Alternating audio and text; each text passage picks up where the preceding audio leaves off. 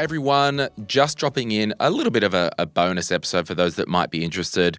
I am recording this on Thursday the 30th of October, and today in Sydney there was a global investment summit, and basically a heap of key leaders from superannuation funds and investment firms around the world came to Sydney to basically discuss investing in New South Wales and broader Australia, but I think primarily New South Wales. And the reason why I wanted to kind of just talk about this and cover it is because wherever you are in Australia, you have a superannuation fund.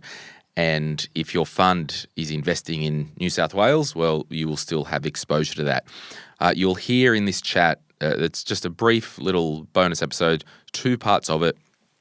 The first half, I talk with Daniel Mookhey. He's the Treasurer of New South Wales, explaining what the summit is and why he wanted to do it.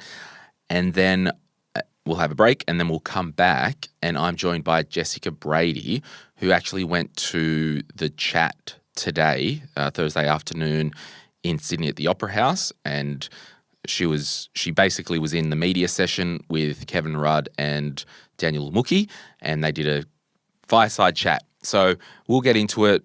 Again, this is just in relation to superannuation investing. We've all got super. And I think the big thing is, and Jess is actually here. I wasn't planning on patching her in for the intro, but hi, Jess. Hi. Hi. I think it's just interesting because when you look at the super fund balances in Australia, you know, for almost $4 trillion worth of super money, we have such a small population. Like, there's more people in California, and we've got, I think, the fourth biggest retirement pool in the world. Like, this is wild. So I think there is a potentially bigger problem here with where do we invest this money? And look, you're going to have lots to say about that, but we'll get into it. We'll play the interview that I did with the Treasurer yesterday. Then we'll have a chat with Jess. My name is Glen James, joined by Jessica Brady. You're in trouble, Jess. I know. Jesus. Yeah. Jess Brady from the Financially Fierce podcast. Let's go.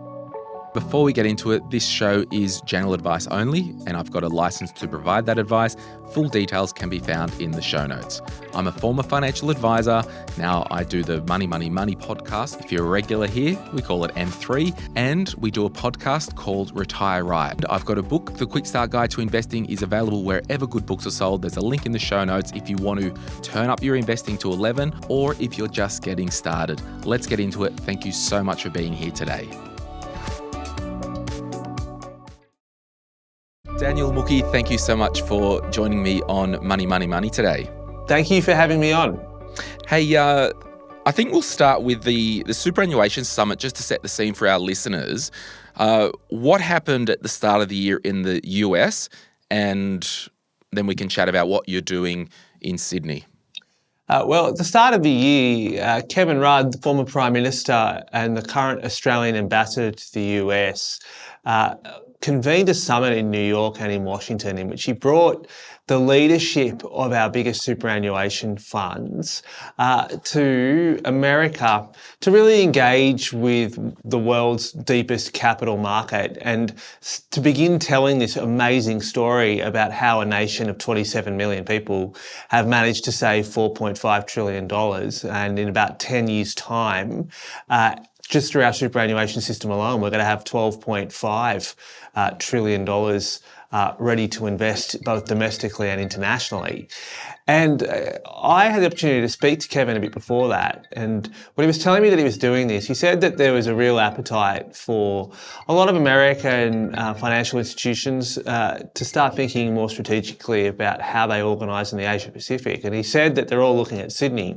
And so I said to Kevin that we should have the mirror summits here in Sydney. We should, at the end of the year, organise an equivalent conversation so we can also tell both our Australian population about this amazing story and the opportunities that we've built, but also that we can argue for why Sydney is the place to be if you're looking to organise your investments in the Asia-Pacific region. And I think what we are showing is that here in this particular city, in this particular state, we've got very deep capital markets, we've got an amazing tech sector, we've got one of the world's best workforces, we've got amazing lifestyle. So if you're looking to organise and investments in Japan, in South Korea, in Singapore, in Indonesia, or India, marshal your forces from Sydney. Yeah. So I think it's important to note that people might be thinking, well, why am I having the New South Wales Treasurer on a national show? But we've all got superannuation accounts. Sydney, I think it is the gateway to Australia. Someone in Melbourne or Brisbane might say otherwise. Where in terms of numbers, it's the biggest. When it comes to, the way I'm reading it, you take the superannuation fundies up to the States, and is it pretty much so it's like, here we go, you can buy some infrastructure in the US and build some infrastructure with your fund, because I think we do have a big, good problem that we've got so much superannuation assets. And are you kind of mirroring it? So you're bringing other 401k or Roth providers from the US to Australia, as well as Australian super funds, to invest into New South Wales, Sydney and broader? Like, are we trying to cut it both ways? Yeah, exactly, Glenn. That's exactly what we're trying to do. And we're saying to a lot of these big global asset managers that if you want to do more work with Australian super, you need to do it from Australia. And if you want to deploy the savings of Australian working people, then you need to be making a contribution, and a bigger contribution here in Australia, in Sydney in particular. And we don't see this as competitive to other states. I know that there's lots of people who are listening to your program who are not from New South Wales. This isn't about New South Wales versus Victoria or New South Wales versus Brisbane. The way we see it is that it's a Team Australia moment. New South Wales and Sydney certainly does lead the nation's connection to the world economy and to the rest of the region. And so we think that if we can forge ahead, we're very happy for cities like Melbourne and Brisbane and Perth and Adelaide and the rest of the Commonwealth to sit within our slipstream. But we think that that we should take a lot of pride as a nation that we have managed to build this amazing resource, which is our national savings. And you're right, like we can't absorb all of that money in our domestic market, so a lot of it's going to have to go offshore to earn good returns and to pay for the best retirements possible for Australians. But you're right, like there's a lot of soft power that comes from having this money set aside in our retirement system. And it does mean that we can go to the big global asset managers, the big private equity firms, the big fixed income traders, the PIMCOs, the BlackRocks, the Blackstones, the KKRs, the Apollos, and say to them that step up your presence in our region if you want to have a bigger role in managing our money. Yeah. And when it comes to the practicalities of, I'll first ask, who are the fundies that are going to the summit this week, like Australian Super, Host Plus? Like, who are the Australian funds that are represented? Yeah, we've got all the big ones are obviously all there. Australian Super, IFM, we've got Host Plus, Hester, Aware, Art, Care Super, a lot of the big funds. I should also say it's being organised by T Corp, which is the New South Wales government's own investment arm, which in itself manages about $120 billion of assets for the people of New South Wales. So it is a pretty big gathering of some of the most important and influential players in the super sector. Yeah. But also, to be frank, we've also got a lot of trade unions in the room, and we've also got a lot of the tech sector in the room, and we've got a lot of venture capital funds in the room. And this is the point, that we have managed to build an ecosystem that spans finance, tech, universities, deep scientific research. And if we can link them all up a little bit better and a little bit faster, that creates the virtual cycle that leads to future prosperity for our kids and our grandkids. I mean, the ideal scenario for me is that you have Australian companies in solving some of the world's most complex technical challenges like quantum computing coming out of our universities that are able to meet with our our venture capital funds that are able to source funds from our super funds that are able to then create jobs and investment here in New South Wales. And if we can start getting these loops working faster, that creates more opportunities for every Australian, including those who are looking to put some of their own personal savings into some of these structures as well, which I know is very important to your audience. So if I'm a practical guy and, like to call a spade a shovel, if you will, but in a practical sense, if we'll call it Australian Super, the biggest fund, your pitch, is it, hey, can you give us $1 billion or build an infrastructure project or, put a new rail system in or whatever out to the new airport or something like that.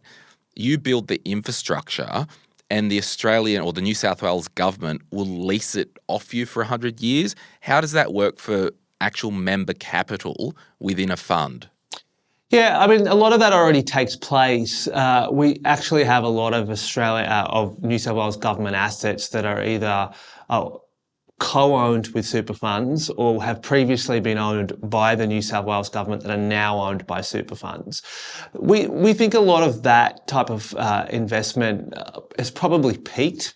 Okay. But where we think the opportunities are is to use some of these super funds to provide investments in our energy future and incidentally also help us solve our housing challenge. Yeah. And I mean, I got to tell you, Glenn, one of the things that worries me when I became treasurer, and I've been talking a lot to the super funds, is that they're saying to me that it's easier for them to deploy their capital to help London solve its housing challenge easier than it is to help solve it here in Sydney. So, yeah, and I have heard that myself. And so, again, on a practical sense, if insert big Australian super fund that has capital with the residential housing issue, is it that the fund would purchase an estate and the free market would rent off the fund, so the fund owns the actual properties? How does that actually work?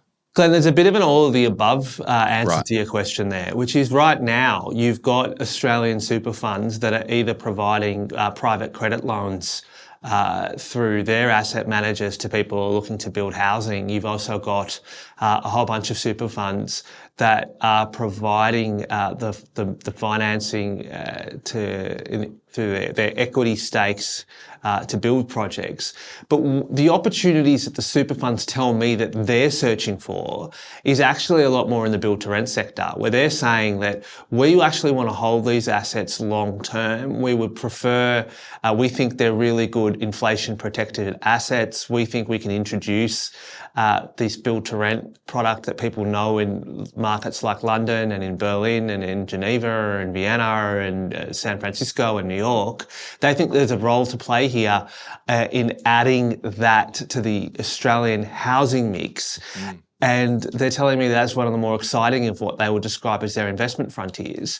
But what they're saying that's stopping them is the way in which their performance is judged. And that's something which, of course, we're working with the federal government to see whether or not those rules remain fit for purpose and whether or not they should be updated to do it. But the broad point, I think, Glenn, that I'm making, and I think the opportunity we're trying to show the people of Australia that we have, is that we're no longer a nation that is capital starved.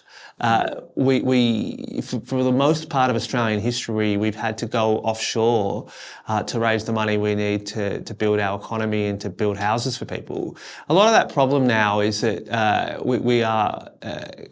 is a good problem to have, which is we have a lot of savings now. And so how do we deploy this for our nation? I think the amount of, the things, touching $4 trillion of retirement savings in Australia, maybe it is a broader discussion at a federal level, obviously for the fund, that they have to carve off a percentage to invest back into Australia. But it's a two-edged sword, because as a member, I want a return on my capital.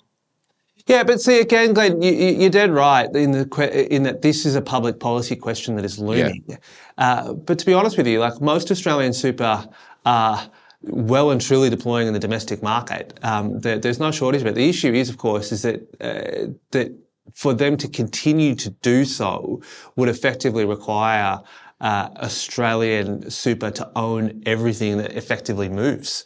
And that's not really practical. And from an investor's perspective, that creates concentration risk as well. The reality is that the growth in Australian super is so big now that a lot of this money has to go offshore. And the argument that I'm making is that for this money to go offshore, people need to organise from somewhere.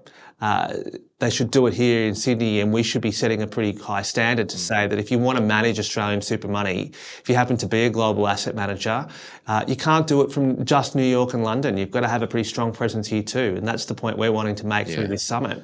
And I guess it's easy to buy a new dam in Ohio than it is to to do something here. But back to that point, given that you're spearheading this, like obviously Chris Minns is on board.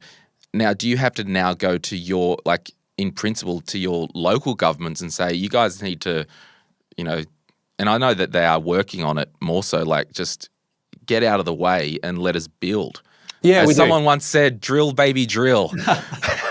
Look, and the way I put it is we've got to build, build and build. And you're dead right. Like, I mean, what everyone tells me about New South Wales is that it's a great place to do business. Everything is awesome except for how long it takes to get big things done. And the biggest thing that's holding us back is a planning system that is riddled with red tape.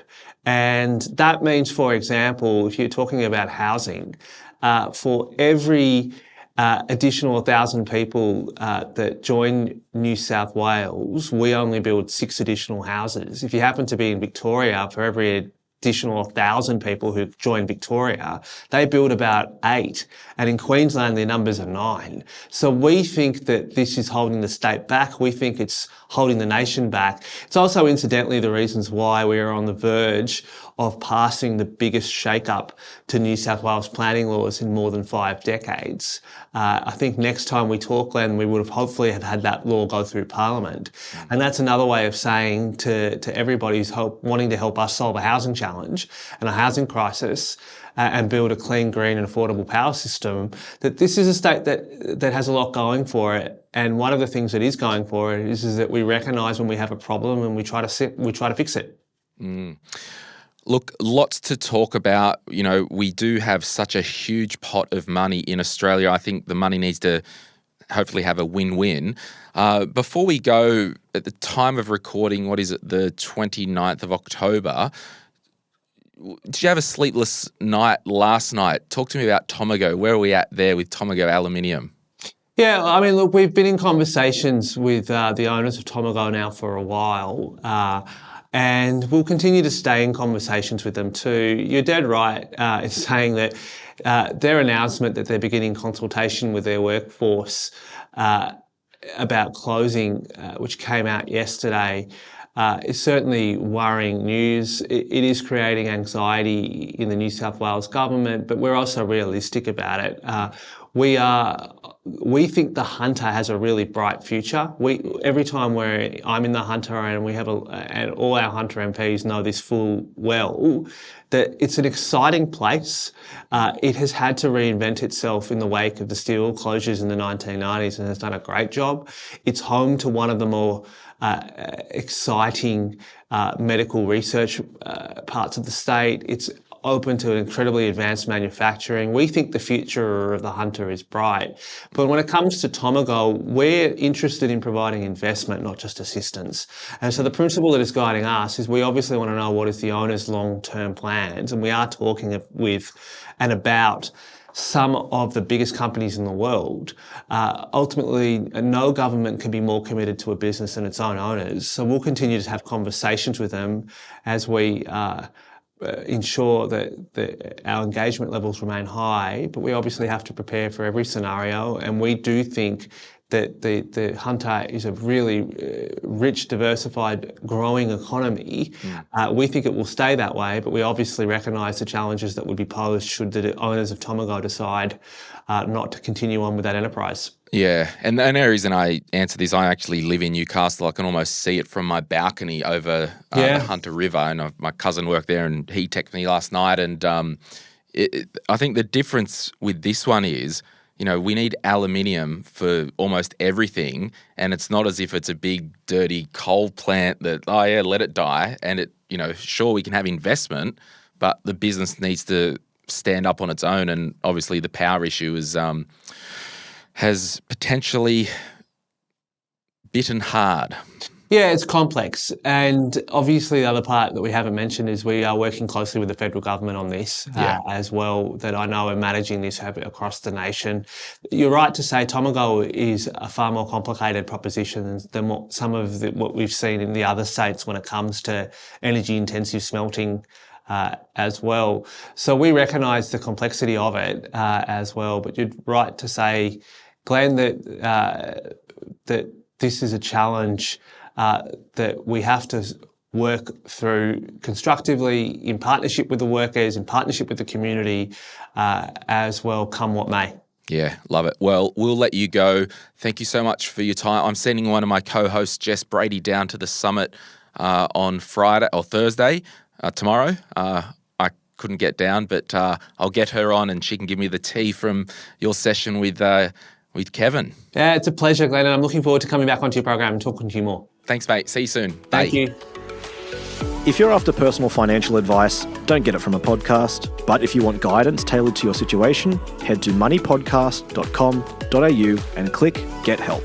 We'll connect you with one of our trusted professionals, financial advisors and mortgage brokers, who work with people right across Australia. No matter where you are, they can help. Now, before we get back to the show, a quick reminder to protect your financial life. That means having income protection sorted. It means having death cover if there's any debt or dependents relying on you. It means getting your personal insurance in order. Most people insure their car, they insure their house, but what about themselves? Sky Wealth, who support this podcast, are specialist financial advisors who can help you get the right cover in place. Their advice is often more comprehensive and better value than going direct through your super. Book a complimentary 15-minute chat at sky.com.au. That's skye.com.au. And they'll point you in the right direction. All right, Jess, thanks for jumping on Thursday afternoon. You've just been to the open... let's just position this for people.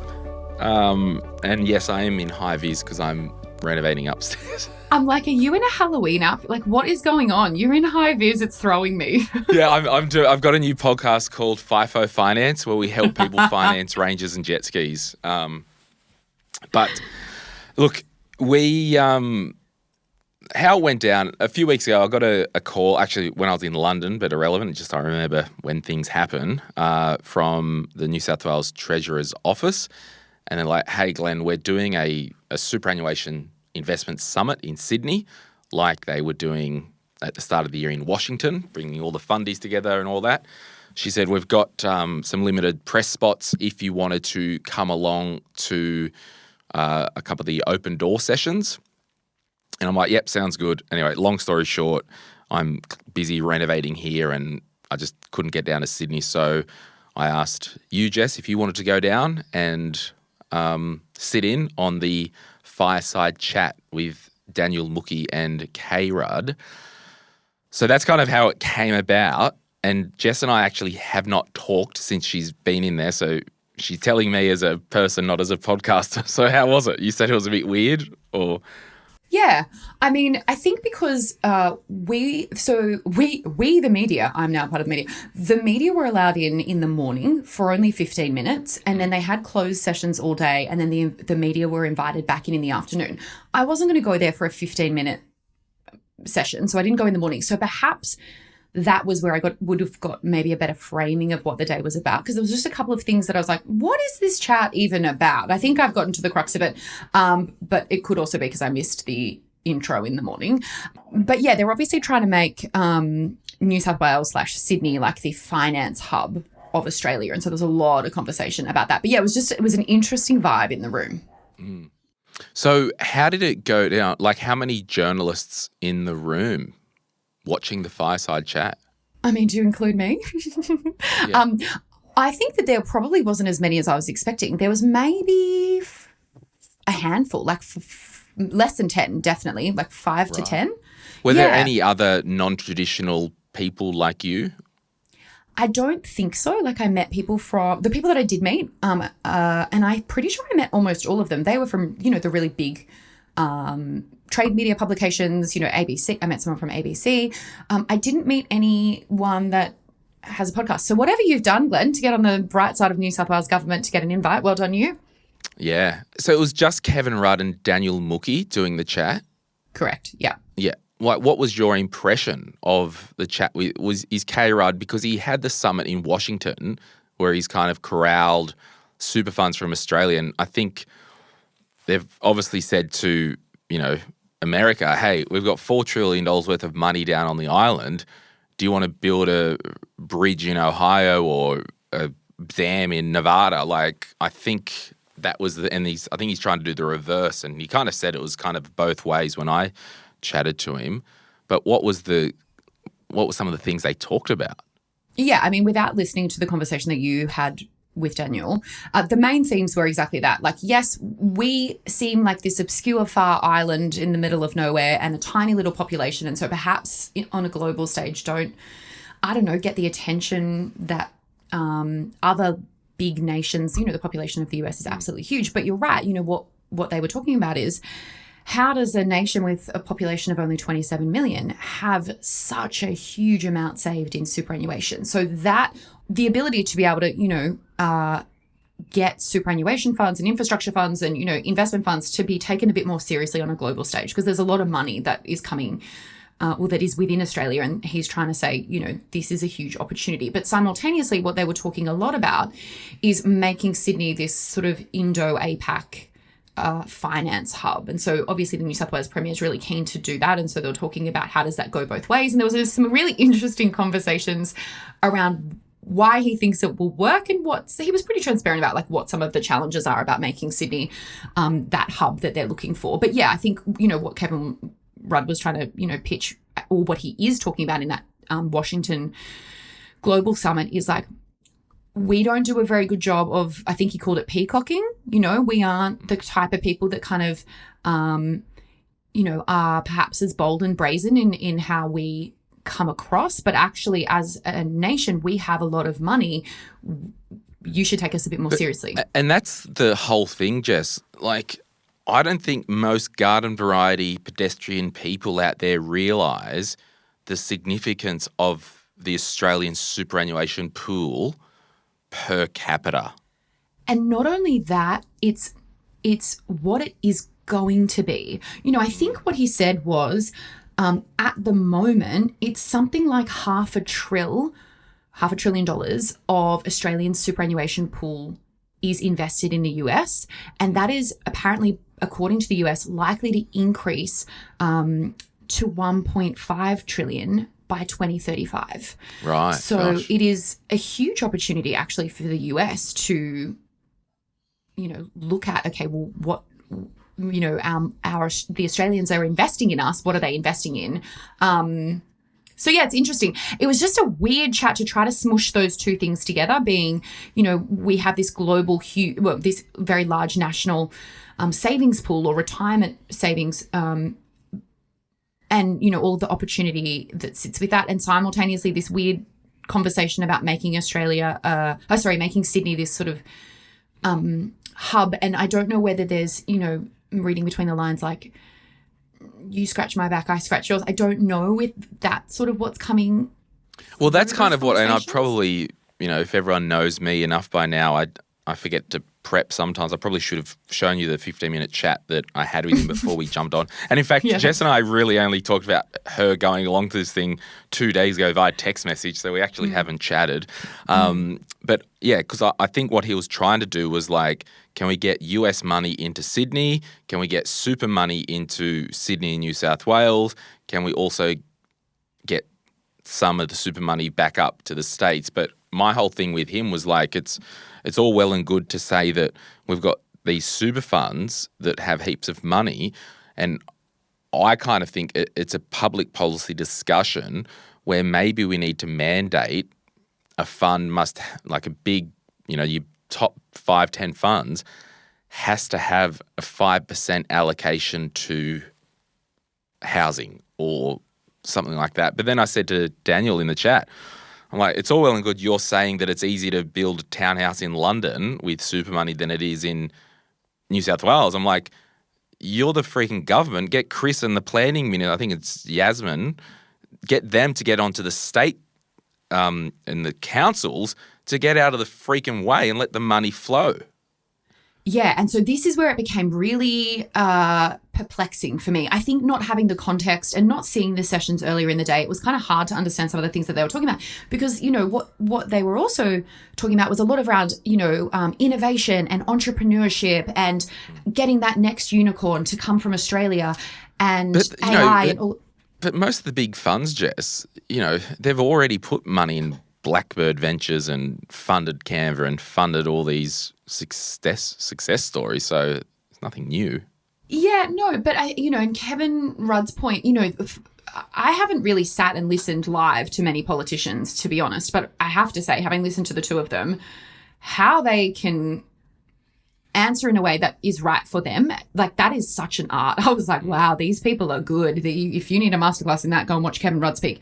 But what he was talking about was like, it's wonderful to talk about innovation, but if we want to be seen as if we want Sydney as this global finance, APAC Indo region leader in finance, what are we doing to create that? What are we doing at a university level? What are we doing at an education level? How well are we actually upskilling people for the AI changes that are coming and to create a, workforce that is ready for all of that?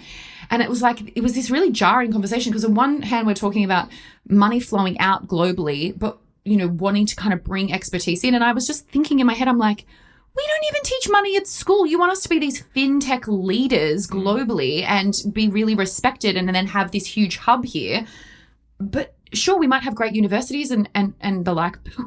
We have some fundamental things that we aren't doing. We got to start at the very basics here. And, I was also thinking as they're talking about Sydney, I'm like, I recognize why they want to do it. And of course, if you do look at Australia, Sydney does have the majority of financial services businesses here already. And they were talking about sort of this hub. But we don't, you're trying to put people into this hellscape of a town that is so unaffordable. That is a huge challenge. And they were talking about actually in the US, it's much more fragmented. And so you can get these pockets of interesting areas of expertise that are all around the US, and that makes the states a lot more competitive in terms of how they're bargaining for things. And the governors are really important. They were talking about Tennessee, and I can't remember what their thing was there, but, in Colorado, they're doing, all of this stuff in a particular industry. And I'm like, we're really doubling down on Sydney because everything's going to be in Sydney. Do you think, and, we will wrap up because I just wanted to jump on and see what your comments were, but do you think Australia is overrepresented for the size of the population? So I'll give you an example. For example, we're talking about US investment. If California has got 20 million people, right, there might be under 10 who represent them at a federal level, right? And that in Australia, and I get it's geographic and all that, but conceptually, nothing gets friggin' done on this island because there's so many different and it's good to have different views, but it's I don't know, it feels overrepresented. And I think when you look at China, where there isn't representation, it's we're doing this. Here's a highway through there. Yep, your house is in the way. Move it or lose it. And so I don't know. It's just Are you trying to bait me because someone said that I was a communist off the back of our last chat? And now you're just trying to get me to say. Yeah, I'll always bait a commie. I don't know what he did. He was actually pretty transparent about the fact that there is not enough innovation in Australia. And what, Kevin Rudd basically threw back to him as the final question, which I thought was a really interesting one, and he didn't give a great answer because I don't think anyone has one, is basically how do we crack the innovation and commercial or commerciality equation? Because, he was saying Australia does some amazing research. Globally, we do some amazing stuff, but we actually are not very good at commercializing it. And so if we want the Australian economy to do well, if they want the New South Wales economy to do really well, this is all lovely, but we are not set up so that these people who are innovators and leaders are actually staying on shore and commercializing in Australia, which I thought was a really interesting conundrum. So look, do you need lower more people? power prices? How about that? Oh, I just paid my electricity bill and wanted to vomit. Have you just been like ranting about I this? literally yesterday just got solar. I signed to get solar installed here at the studio with a battery. Can you get it like wired to my house, please? So I have a no, but it's funny you say provider. around that. It's funny you say about the innovation because I said this to Mookhey in the chat. You know, because we talked about Tomago Aluminium that's just up the road. It's New South Wales' biggest power user. I think Tomago Aluminium use about 12% of the whole of New South Wales power, right? Rio owns it. Aluminium, it's not a bad thing. It's not as if it's coal or anything naughty. And I said, look, Rio said they're shutting it down at the end of 28. My cousin got a text message or the email going, yep, show's over in 2028. And I said, what are you guys going to do about it? I think he threw it to the feds. But everyone can listen to see what he said about that. But my whole thing was, because he talked about, it's all about investment. I'm like, no, we need investment, but the friggin' thing needs to stand up on its own. Like it still needs to run profitably. Investment ain't the problem. It's probably the power prices. Yes. And so I think this is, and like I've just come home from this, right? So I haven't fully like formulated all of my thoughts, but thinking about what you're just saying. So what I am sort of gathering from the bit that I saw today is basically like, hey, we be small, but we be wealthy when it comes to superannuation. Like you should take us seriously, not only for what we have now in retirement savings and superannuation, but what we are going to have in the future. And, on a global stage, that does make Australia become far more appealing in terms of having good international relations. Sure. But to the point that you just made, it's like, well, if we are going to grow really wealthy as a nation over the coming decades inside superannuation, and all of that money is going to go to global businesses outside of Australia that employ people outside of Australia, that profit companies that are, outside of Australia, is that really in the best interest of superannuation members? Well, and when that was the dance, I said to him, was like, it's all well and good to take super money and invest it in a project, but you want a return on that money, and it needs to be, it can't be risky. But even like yesterday, because I'm a big believer where possible to support Australia, we got the acoustic panels, that we've used here in the studio, and then they came and quoted upstairs. I'm like, I want Ortex. He goes, Ortex is made in Australia, but it's more expensive. So that's why I quoted you the other one. I'm like, no, redo the quote. I want Ortex. Because, we've just got to, I don't know. Anyway, we will. There is a beautiful irony that the money that we get from working as an employee, and our super contribution is going into this slush fund. Like the irony is that we are potentially, depending on where the money's going, creating all of these jobs.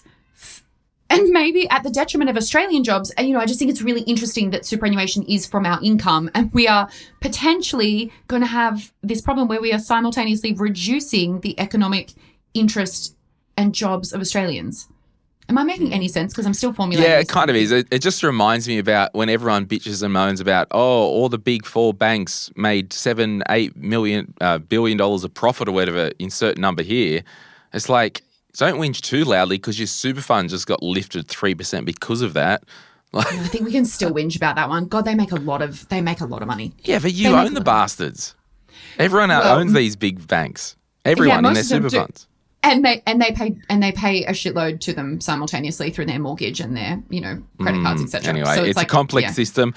Final question. Did they let the media ask questions? No, they did not. And they finished right after the Kevin Rudd fireside chat. They did like reflections of the day and thank yous. And I was like, okay, I'm getting out of here. So no media questions. And in fact, we were like, I always thought that media would be like ushered into the front and like treated like royalty. I obviously have no idea, but we were like kind of put on the side, on the very, very side. And how many people because it was at the Opera House, how many people in the room? It would have been, it was actually really hard to tell because it was in this room that was sort of a U shape, but because of how the Opera House is built, it was really hard to see how many tables there were. There would have been definitely a couple of hundred. Everyone was suited up. They all looked quite important, but I have absolutely no idea. You would have felt sick in that room with all those capitalists when there's a commie Little commie in you? I'm not a communist. I just think that billionaires need to do better. I just don't understand how that makes me a communist. Honestly, these people. No, it was good. I just wish I don't know why they closed the other sessions out to the media. Probably so the attendees, they could probably talk more freely. Sure. Yeah, sure. Okay. Yeah, it was because if you were trying to get money out of someone, like if you're the New South Wales Treasurer, and I think Jim Chalmers is talking there tomorrow because it's a 2-day thing. Like if you're trying to get money out of these big companies or super funds, you can probably put the razzle-dazzle on a little bit more and be a bit more frank if you know that it's not going to be on the AFR front page tomorrow. Going, you do this and we'll hook you up, or we'll give you tax concessions if you invest here and all this stuff. I didn't meet anyone from the FinNet. There could have certainly been, but they weren't someone that I met. But yes, that actually does make a lot of sense. A lot of the big sort of investment people were there. So, yeah, I think they're all getting very excited about the Global Superannuation Summit that's going to be in Washington in March next year. I should tell their office that we want an invite. Yeah, we'll go to that.